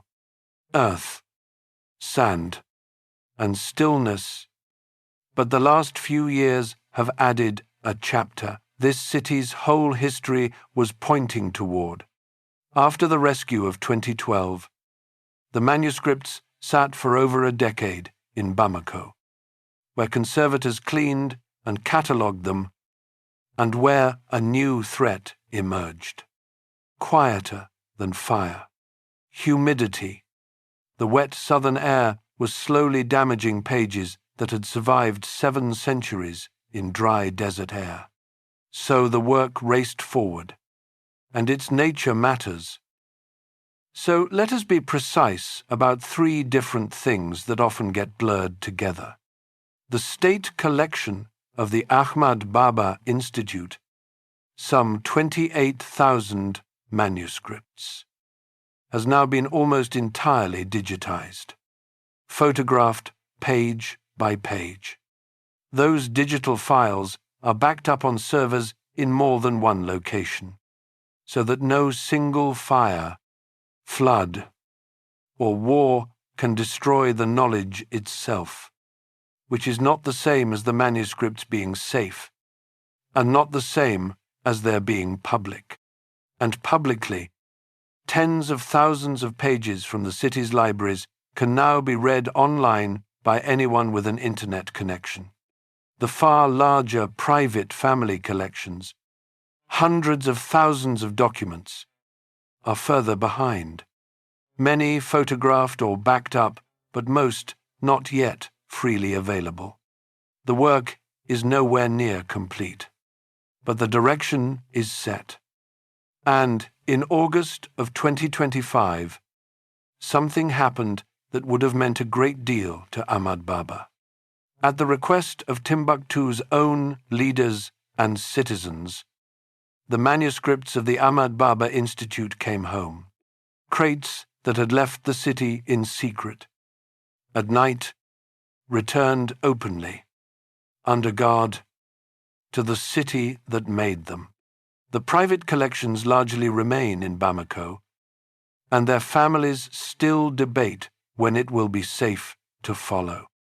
But in the reading rooms of Timbuktu today, staff are scanning fragile pages while young Malians train as conservators, learning to lift 700-year-old paper with wooden spatulas. The newest generation of keepers taking up the oldest job in town. That is the final answer to the question we opened with. The phrase "from here to Timbuktu" was never really a statement about distance. It was a statement about what the world found easy to believe. For centuries, the evidence sat unread. A painted king in Europe's own libraries, hundreds of thousands of pages under the floors of the city itself. The truth about Timbuktu did not need to be discovered. It needed to be admitted. And now, page by scanned page, it is becoming impossible to deny. So the next time you hear the name used to mean nowhere, you will know better. It is a well in the sand where an old woman once kept water. It is a market where a visitor from the Mediterranean reported that books brought greater profit than any other merchandise in town. And it is a city whose families dispersed, concealed, and carried their books through conquest, colonial rule, and war, losing some, saving most, generation after generation, most recently within living memory, by hand, in the dark, on donkey carts, somewhere in Timbuktu tonight. A conservator turns a page 900 years in the making. The keepers are still keeping. Thank you for watching. If this story stayed with you, share it with someone who still thinks Timbuktu is a myth. And when the next great city calls, We will meet you there.